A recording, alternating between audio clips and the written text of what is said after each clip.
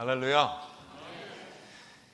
우리가 예수를 만나고 난 후에 우리는 분명히 변화가 옵니다. 내가 살아계신 하나님을 인격적으로 만나고 나서 변화가 오지 않는다면 이건 큰 뭔가 잘못된 것입니다. 절대 그럴 수는 없습니다.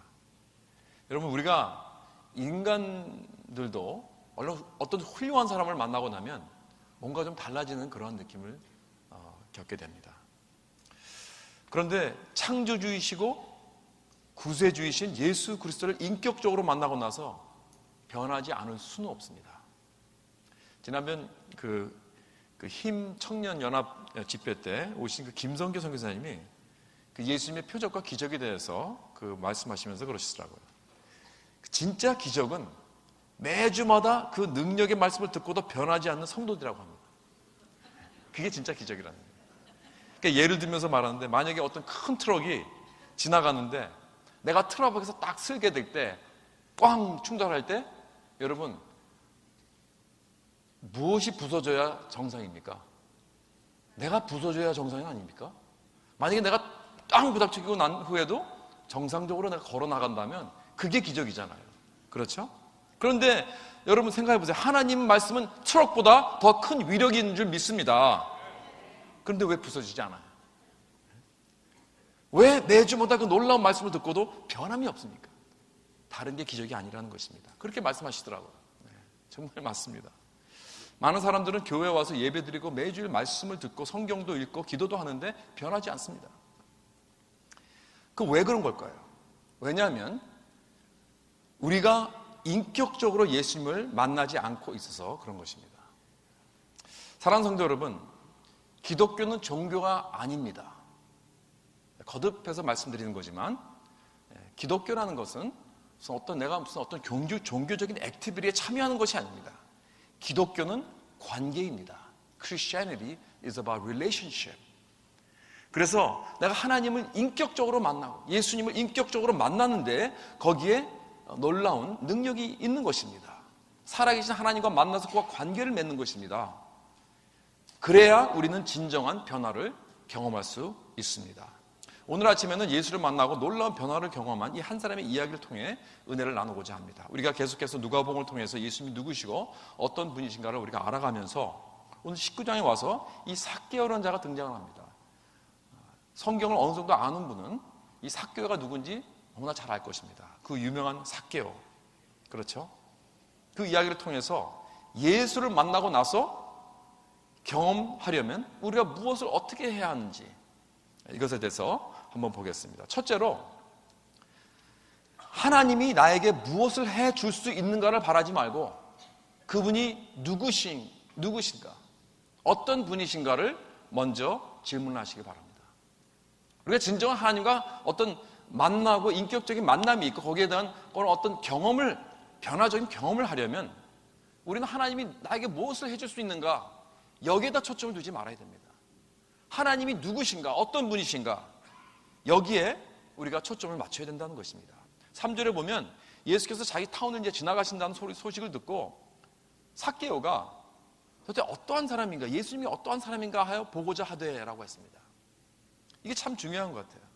지금 많은 군중들이 예수님을 따라가고 있지만 사실 그들의 삶은 바뀌지 않습니다. 왜냐하면 그들은 지금 예수님이 누구신가에 관심이 있는 것이 아니고 예수님의 어떤 기적과 능력을 통해서 예수님이 나에게 지금 무엇을 충족해 줄 수 있는가, 나의 어떤 필요를 채워줄 수 있는가, 여기에 관심이 있는 거예요. 그 무리들은 예수님께 감탄하고 예수님을 높이고 예수님을 좋아하고 예수님을 따르면서도 불구하고 그들의 삶에 어떤 변화가 오지 않는 이유가 여기 있다는 것입니다. 여러분은 어떻습니까? 여러분은 어디에 더 관심이 있으십니까?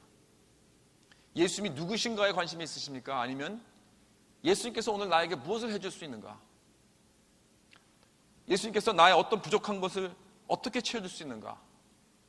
여러분, 하나님이 오늘 나에게 어떤 필요를 채워줄 수 있고 하나님은 나에게 이러한 삶을 주셔야 돼. God, you owe me. 하나님 나에게 이렇게 공급해 주셔야 해. 나를 이렇게 도와주셔야 해. 이런 성공을 주셔야 해. 여러분, 이런 데에만 관심이 있습니까? 만약에 후자라면 여러분 지금 여기 나온 관중들과 예수님을 따라다니는 관중들과 별 차이가 없을 것입니다. 왜냐하면 만약에 하나님이 내 요구나 기대에 어긋나게 되거나 내가 생각한 대로 채워주지 않으면 나는 언제든지 그냥 떠나갈 수 있기 때문에 그렇습니다. 삭개오는 그런 심정으로 예수님을 만나려고 하지 않았습니다. 그저 그는 예수님이란 분이 도대체 어떤 분인가, 그것이 궁금했어요. 그래서 삭개오는 예수님을 알기를 원했지 뭘 얻으러 온 것이 아니라는 것입니다. 그저 오픈 마인드를 가지고 Who is Jesus? 이겁니다. 어떤 아젠다가 없었습니다. 어떤 특별한 다른 목적이 없었습니다. 그저 예수님을 알고 싶은 것입니다. 사랑하는 성도 여러분, 예수님에게 먼저 뭘 얻으려고 오지 말고 예수님이 누구신가에 관심을 가지시기 바랍니다. 그럴 때 난 인격적으로 예수님을 만나게 될 줄 믿습니다. 이것이 중요한 첫 번째 마음 자세입니다. 두 번째로는 우리가 예수를 만나고 난 후 변화를 경험하려면 앞에 놓여있는 장애물을 넘어야 합니다. 여러분, 장애물이라는 것은 언제나 있는 것입니다. 내가 어떤 중요한 것을 얻으려면 항상 장애물이 있어요. 그러나 그것에 대해서 절대로 좌절하지 마십시오. 그걸 넘어서야 됩니다. 4절을 보면 삭개오가 앞으로 달려가서 돌 무화과 나무에 올라갔다고 했습니다. 여러분, 삭개오는 중년의 남자였고 그 당시에 어른이었는데 나무에 올라가는 것은 정말 있을 수도 없는 일입니다. 그것도 뛰어서 나무에 올라간다는 것은, 이것은 이 동양 문화에서는 그러니까 이 이스턴 문화에서는 절대 있을 수 없는 것입니다. 우리 한국 문화도 그렇지 않습니까? 전통적으로 점잖은 양반이 어떻게 뛰고 나무에 올라갈 수 있습니까? 마찬가지입니다. 성경은 동양 문화입니다. 그렇기 때문에 참 어떻게 이런 체면이 없는 그런 위신이 떨어지는 그런 일을 할 수 있는가? 왜 그랬냐면 여기서 삭개오가 어떤 사람이었냐면 키가 작은 사람이라고 그랬어요. 키가 작았다고 했습니다. 그리고 많은 사람들이 많기 때문에 그 사람들 속에 있다가는 예수님을 볼 수 없는 거예요. 작으니까. 뭐 얼마큼 작았는지 우리가 정확하게 알지 못하지만 아마 제 생각에는 보통 사람보다는 아마 한 그 머리 정도는 이렇게 아래가 내려간 것 같아요. 그렇다면 여러분 생각해 보세요. 만약에 웬만한 사람 같으면 그런 작은 사람이 자꾸 예수님을 보려고 이렇게 오게 되면 좀 비켜줘서 내 앞에 와서 서도 전혀 문제가 없잖아요. 난 크니까. 그런데 왜 그런 사람을 이렇게 애꿎게 이렇게 막 가로막느냐 이거예요. 뭐 키 큰 사람이 내 앞에 가로막는 것도 아닌데 앞에 이렇게 나오게 해줄 수 있는 거 아닙니까? 그런데 그걸 못 오게 막는 거예요. 그 왜 그런 걸까요? 분명히 어떤 이유가 있었을 것입니다. 그건 다름 아닌 그가 세리장이었다는 것입니다. 세리장. 세리 중에서 우두머리 세리. 다른 세리들을 고용하는 그러한 chief publican이었습니다. 그러니까 이 사람은 아주 소문난 사람입니다. 그 당시에. 왜 그 당시 사람들은 세리를 미워했을까요? 이 tax collector. 여러분, 그 당시 예수님 당시 그 tax collector를 세리들을 뭐 오늘날 IRS 정도로 이렇게 생각하면 안 됩니다. 뭐 IRS 사실 우리 별로 좋아하지 않죠. 텍스 걷어가야 되니까 그분들이 별로 이렇게 가까이 하고 싶은 그런 상대가 아닙니다. 사실 IRS는. 그러나 그 정도뿐만이 아닙니다, 여러분. 그 당시에 이 텍스 컬렉터라는 것은, 세리라는 것은 참 이런 이 점령당한 그러한 나라로서, 식민지 나라로서 자기를 짓밟은 그 로마 제국과 합작해서 콜라보를 해가지고 동족들의 그 돈을 뜯어가는 그러한 사람들이었습니다. 그러니까 매국노로 불렀죠. 이렇게 다른 나라 식민지를 삼아서 짓밟는 나라들은 심한 세금으로 식민지 백성들의 그 모든 부를 다 뺏어갑니다. 그래서 그들이 자기 정부에게 의존하도록 그렇게 만듭니다. 우리 한국도 그러지 않았습니까? 일본에게 이렇게 당하지 않았습니까? 그래서 이 악한 일을 위해서 사용되는 자들이 바로 세리들입니다. 그러니 백성들이 얼마나 그들을 미워했겠습니까? 그런데 그것뿐만이 아니에요. 이 세리들이 왜 그런 미움을 받을 짓을 했는가? 그럼에도 불구하고 다 알았죠. 내가 일단 세리가 되면 사람들의 어떤 그 배척을 당하고 멸시를 당할 것이다. 그러나 그래도 왜 그 짓을 했는가? 왜냐하면 돈 때문에 그런 거예요. 너무나 가난에 찌달려서 그런 것입니다. 그렇기 때문에 그래도 설사 내가 내 영혼을 팔아서라도 내가 정말 사람들의 그런 모든 그 멸시와 천대를 받는다 할지라도 내가 또 돈을 좀 만져봐야겠다. 그렇기 때문에 말입니다. 만약에 세리가 그 직분에 자리가 나잖아요. 그러면 사람들이 줄을 섭니다. 가난한 사람들이. 알면서도 비난을 하고 경멸의 대상이 되는 걸 알면서도 줄을 쓴다는 거예요. 그만큼 돈의 파워가 놀라운 것입니다. 그렇다면 그 당시 사람들은 세리를 경멸하고 미워하는 그 마음속에는 질투심도 있었다는 거예요. 시기심도 있었습니다. 자기도 한번 세리가 되어서 많은 돈을 한번 누려봤으면 하겠는데 하는 그러한 마음이 도사리고 있었다는 것입니다. 어쨌든 세리들은 이렇게 사람들에게 시기와 경멸과 증오를 받고 산 사람들이었습니다. 그렇기 때문에 삭개오를 자기 앞으로 세우기 원하는 사람은 아무도 없었습니다. 다 배척했습니다. 양보하지 않았습니다. 그러니까 삭개오가 예수님 앞으로 나아오려 할 때 그를 가로막고 있던 장벽은 무엇이었는가? 다름 아닌 사람들이었습니다. 어떤 사람들? 예수님을 좋아하고 예수님에게 관심이 있고 예수님을 따르는 그런 무리들이었다는 것입니다. 그리고 삭개오 같은 사람들에게 어떠한 생각을 했느냐? 저 죄인, 저런 죄인은 예수님 앞에 나올 자격이 없는 자야. 너는 죄인이야. 넌 나쁜 사람이야. 넌 처참한 인간이야. 집에 가. 이렇게 생각했던 사람들이라는 것입니다. 여러분, 어떤 사람이 예수님께 나오려고 하는데 예수를 따르는 자들이 이렇게 자기를 취급하고 가로막으면 여러분 어떻게 하겠습니까? 화가 나죠. 예수를 따르는 사람, 예수라는 사람을 따르는 사람이 저렇게 나를 취급한다면 그냥 안 믿고 만다 하고 가버릴 것입니다. 그런데 놀랍게도 삭개오는 가지 않았습니다.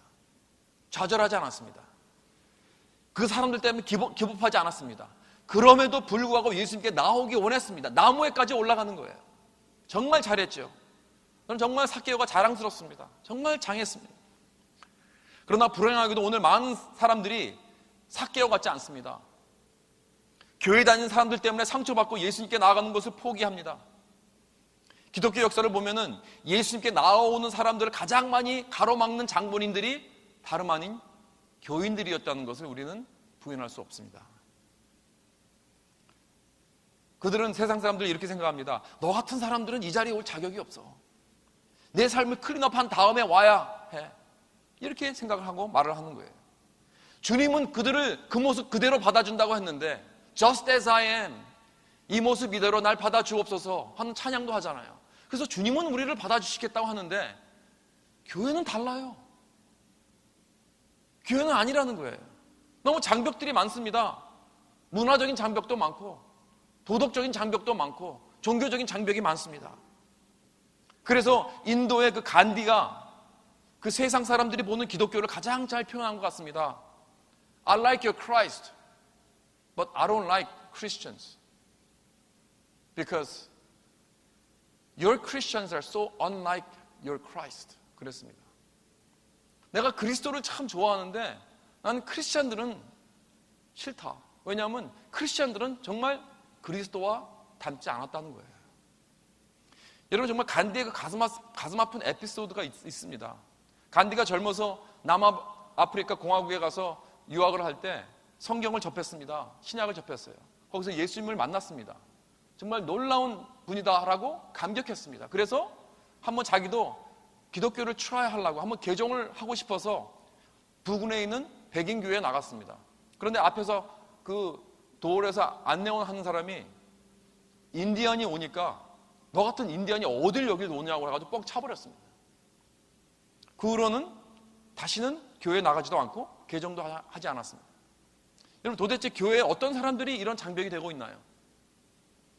아마도 그들 중에 자기들이 그런 사람이라고 믿는 사람은 없을 것입니다. 내가 어떻게 장벽이 돼야? 절대 그러지는 않을 거야. 왜냐하면 그래도 우리 교인들은요, 성도들은 그래도 다 선의의 사람들입니다. 어떤 악의를 가지고 행동하지는 않습니다. 그저 무의식적으로 그렇게 할 수는 있겠죠. 자기들이 하는 것을 모르기 때문에 그런 일을 하는 걸 겁니다. 아무래도. 그럼 내가 그런 사람인지 아닌지 어떻게 할 수 있을까요? 방법이 있습니다. 알고 싶으세요? 별로 알고 싶지 않은 것 같아요. 뭐 알고 싶지 않으시면 그냥 넘어가죠. 내가 그런 교회에 어떤 장벽이 되는 사람인지 아닌지 알고 싶으십니까? 네, 그럼 말씀드릴게요.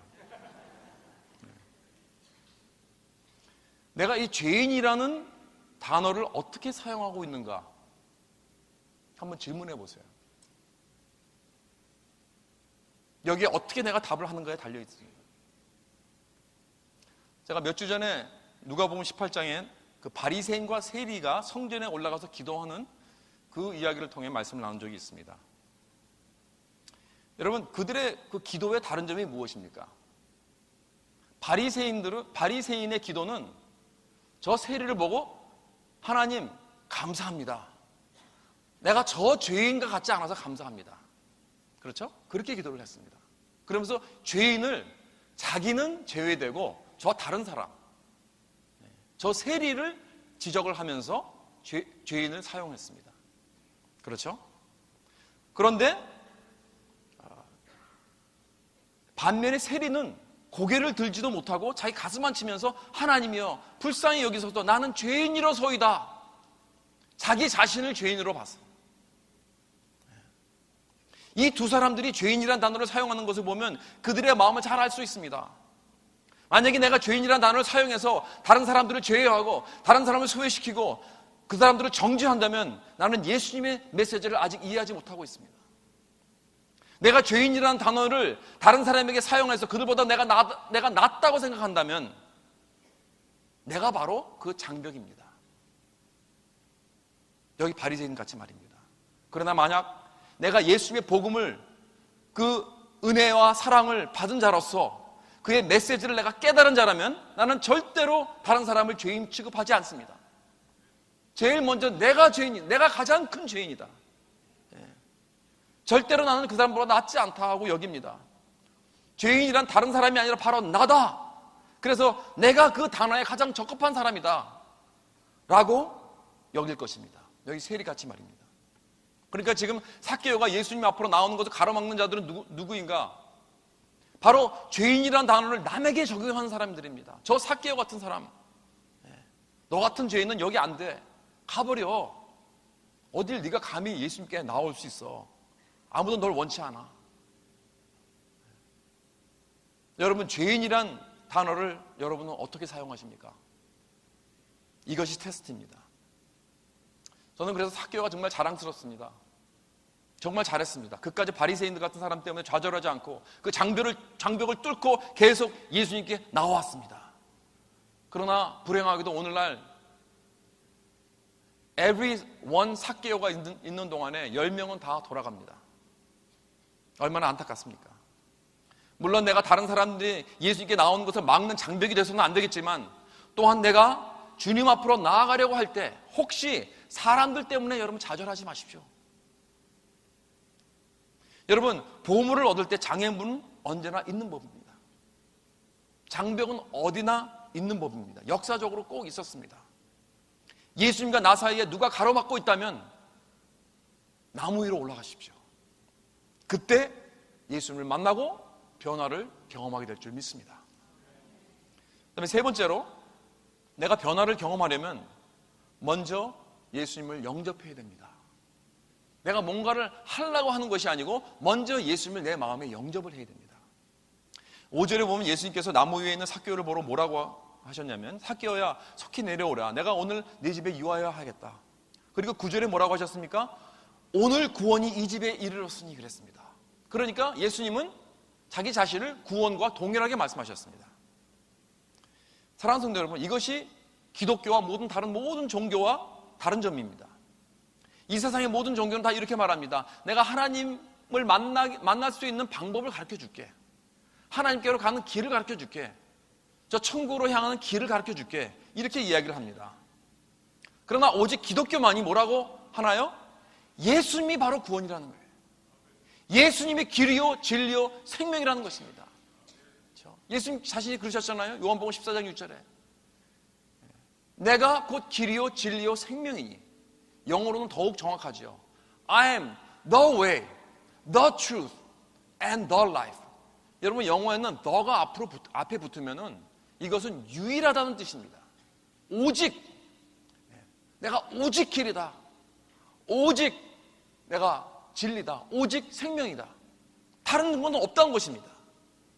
그러니까 우리는 내가 구원을 얻기 위해서 뭘 할 수 있는 것이 아무것도 없습니다. 그저 구원이신 예수 그리스도를 영접하기만 하면 나는 구원을 얻게 되는 줄 믿습니다.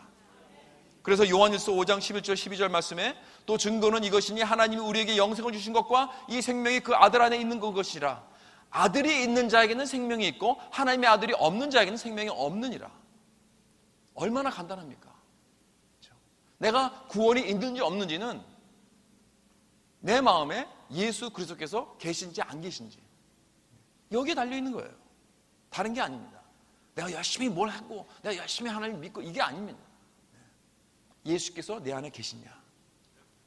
바로 이 목적을 위해서 예수님은 삭개오 집에 들어가십니다. 자, 그런데요, 오늘날 문화에서는 예수님이 삭개오 집에 들어가는 모습에 대해서 그렇게 대단하지 않다고 생각할 수 있습니다. 그러나 그 당시에는 이거는 대단한 일입니다. 이런 일은 있을 수 없습니다. 이건 정말 놀라운 일입니다. 쇼킹합니다. 스캔들러스합니다. 존경받는 지도자요, 선지자 같은 사람이 삭개오 같은 그런 죄인의 집에 들어간다는 것은 있을 수도 없는 일입니다.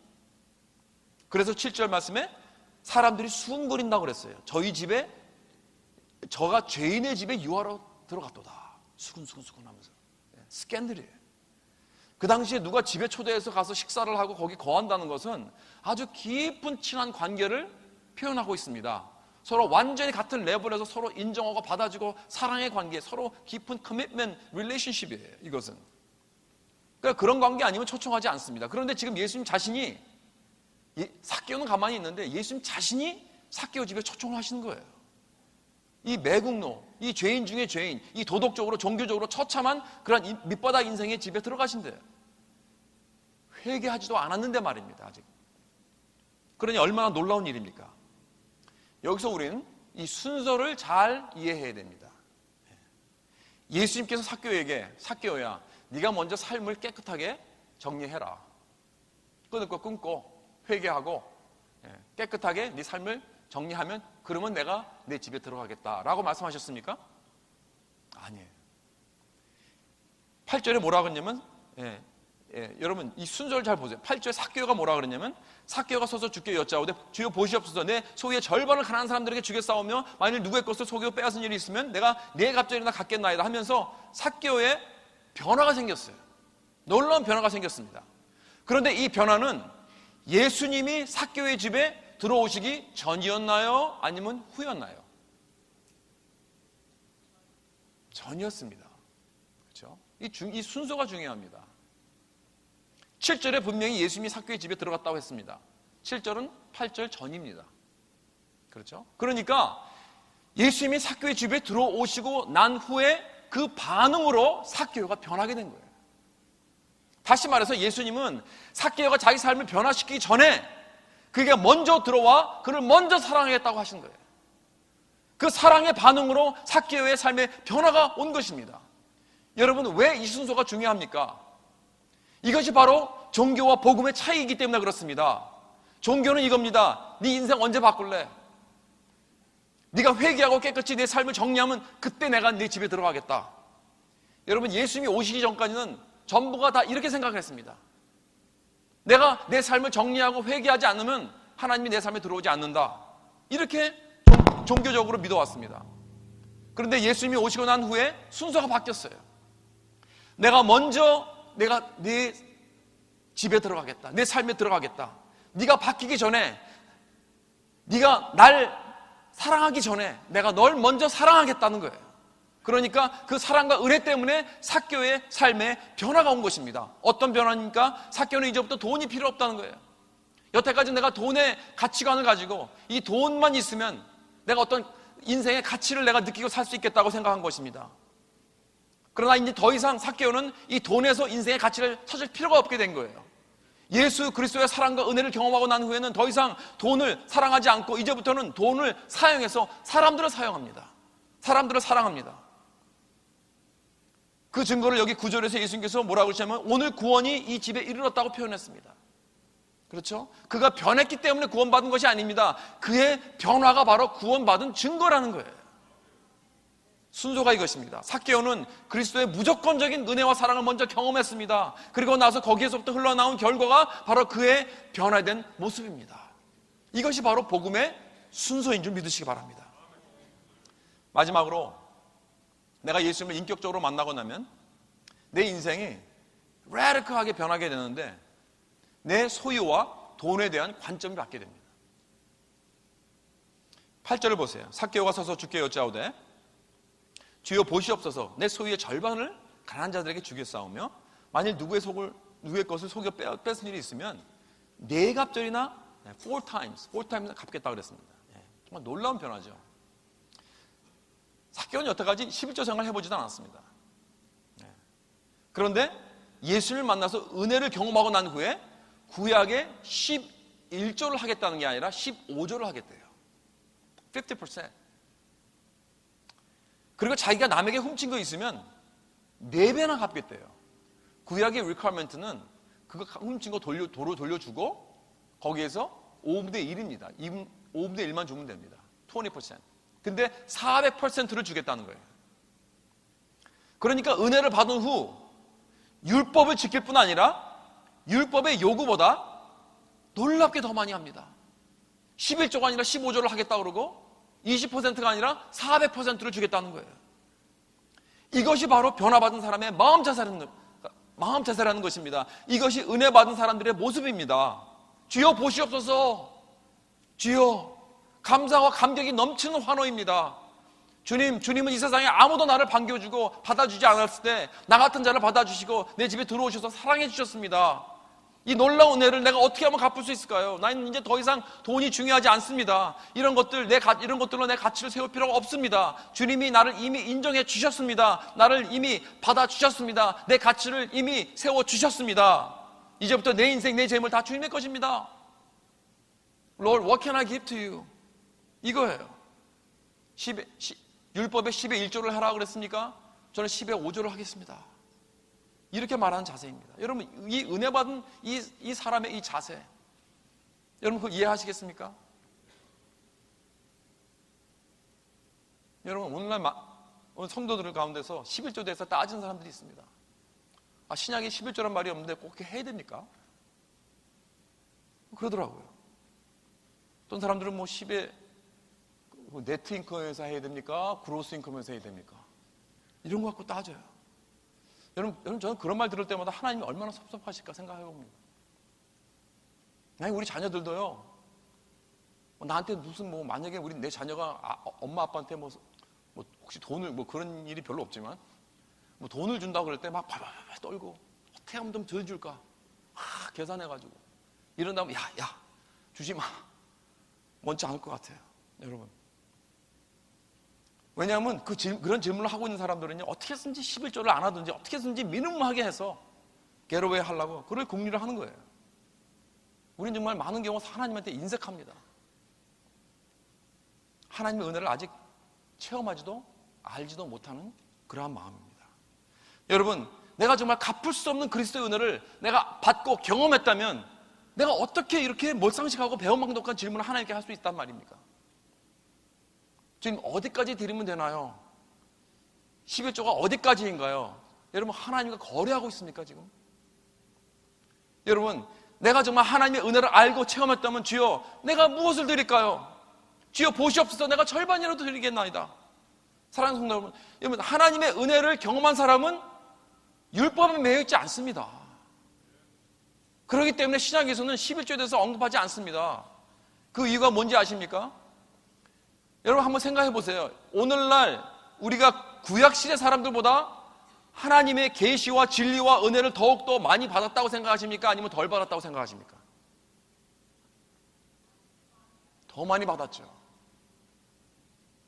그렇죠? 우리가 구약시대 사람들보다 하나님의 은혜의 그 빛을 더 많이 지금 지고 살고 있습니까? 아니면 적습니까? 더 많이 받았죠, 은혜를. 하나만 더 물읍시다. 예수님께서 돌아가실 때 우리에게 11조로 삶을 드렸습니까?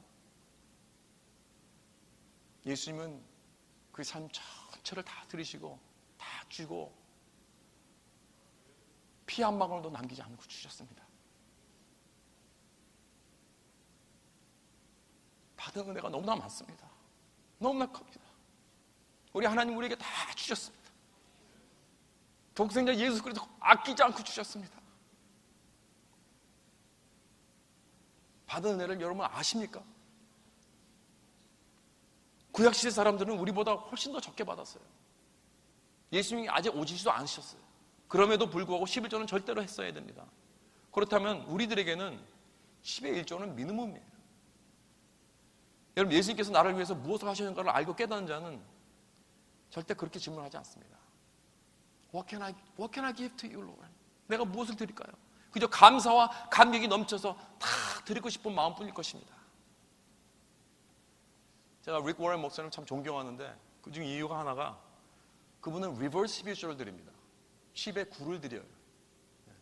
뭐 그만큼 인컴이 많아서 그럴 수도 있겠지만 그분은 처음에 교회를 시작할 때 자기가 가장 많이 헌금을 하는 자로가 되겠다는 그게 소원이었어요. 그게.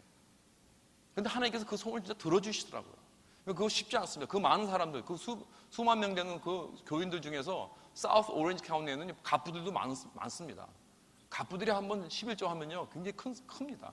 그럼에도 불구하고 그분은 자기가 가장 많은 하나님 드리고 싶은 이유는 뭐냐면 자기가 너무나 받은 은혜가 커서 나 같은 자를 살리신 것도 모자라서 나 같은 자를 목회할 수 있는 이런 놀라운 이 특권을 주셨는데 내가 너무나 받는 게 많습니다. 하나님.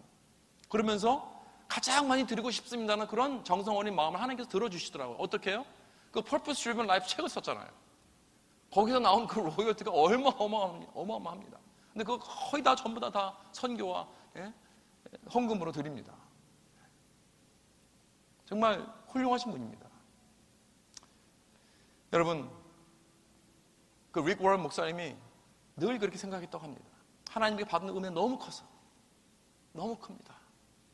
내가 가장 많은 은혜를 받았는데 가장 큰 헌금을 해야 하지 않겠나 하는 그런 마음이었습니다. 이것이 바로 그리스도의 은혜를 체험한 자의 반응이요 마음 자세인 줄 믿습니다. 이렇게 우린 은혜의 기준으로 드려야 됩니다. 은혜의 기준. 또한 우리는 희생의 기준으로 드려야 됩니다. 어떤 사람들은요 11조를 해도 10의 5조를 해도 전혀 삶에 어떤 희생이 없어요. 그러나 어떤 사람에게는 11조가 정말 큰 희생입니다. 믿음 없이는 할 수 없습니다. 그래서 우리들 다 형편이 다릅니다. 중요한 것은 내가 지금 주님께 드림으로 인해 내가 어떤 희생을 하고 있는가. 다윗은 내가 희생 없는 제사를 드리지 않겠다고 그랬습니다. 공짜 제사 난 안 드리겠다고 그랬습니다. 나는 지금 주님 앞에 드리면서 내가 무엇을 희생하고 있는가. 여러분, 내가 내 삶의 기준을 전혀 희생하지 않고 내가 드리고 있다면 그건 희생의 헌금이 아닙니다. 사랑하는 성도 여러분, 주님은 우리를 위해 다 희생하시고 다 은혜를 베푸셨습니다. 그렇다면 우리도 주님께 드릴 때 이렇게 은혜의 기준, 희생의 기준으로 드려야 할 줄 믿습니다. 여러분, 여기 이 율법에 매이지 맙시다. 11조의 율법에 매이지 맙시다. 사랑하는 성도 여러분, 삭개오가 왜 나무에 올라가야만 했을까요? 왜냐하면 삭개오는 사람들의 멸시와 천대와 버림을 받았기 때문입니다. 또 그것도 그런 것을 받을 만한 사람이었어요. 왜냐하면 사실 그는 이 세상에서 영적으로나 도덕적으로나 정말 처참한 밑바닥 인생을 살았기 때문에 그렇죠. 그렇기 때문에 나무에 올라갈 수밖에 없었습니다. 그러나 예수께서 그에게 삭개오야 내려오너라. 이제 나와 같이 이 사랑의 만찬을 나누자 라고 초대를 하셨습니다. 왜 예수님이 이런 은혜의 초대를 삭개오에게 엑스텐드 하셨을까요? 왜냐하면 예수께서 바로 나무에 올라가시기 원했기 때문입니다. 신명기와 갈라디아에서도 그랬습니다. 나무에 달린 자마다 저주를 받았다고 했습니다. 가장 악질의 범죄자만이 십자가의 처형을 받아서 나무에 달리게 됩니다. 그래서 예수께서 사람들 대신 멸시와 버림을 받아 저주를 받으셨습니다. 이 은혜를 경험한 삭개오와 저와 여러분은 이제부터 돈과 헌금과 11조와 이 모든 것들에 대한 관점이 달라지게 되어야 할 줄 믿습니다. 왠지 아십니까? 예수님은 우리에게 11조를 하지 않으셨습니다. 전부 다 주셨습니다. 그의 삶으로, 그의 죽음으로, 그의 보혈도 한 방울 남기지 않고 다 주셨습니다. 부하신 이가 가난하게 되셨어요. 그래서 가난한 우리 같은 자가 부하게 되기 위하여. 할렐루야. 예수님을 이렇게 인격적으로 만나야 변화를 경험하게 됩니다. 예수님이 나에게 뭘 주실까 먼저 구하지 말고 예수님이 누구신가에 초점을 맞추시기 바랍니다. 어떤 장벽이 있어도 좌절하지 말고 주님께 나아가십시오. 나무 위로 올라가십시오. 예수님을 먼저 마음에 영접하십시오. 오직 그분만이 영생입니다. 내가 할 수 있는 것은 아무것도 없습니다. 예수님은 나를 위해, 나를 대신해서 이미 나무 위에 달려서 모든 멸시와 버림을 다 받으시고 죽으셨습니다. 이 놀라운 사랑과 은혜를 경험하고 나면 나는 완전히 바뀌게 될 것입니다. 나의 모든 관점이 바뀌고 삶의 방향이 달라집니다. 사랑하는 성도 여러분, 더 이상 율법에 매이지 마십시다. 그런 변화된 삶을 사는 저와 여러분 되시고 주님의 이름으로 축원합니다.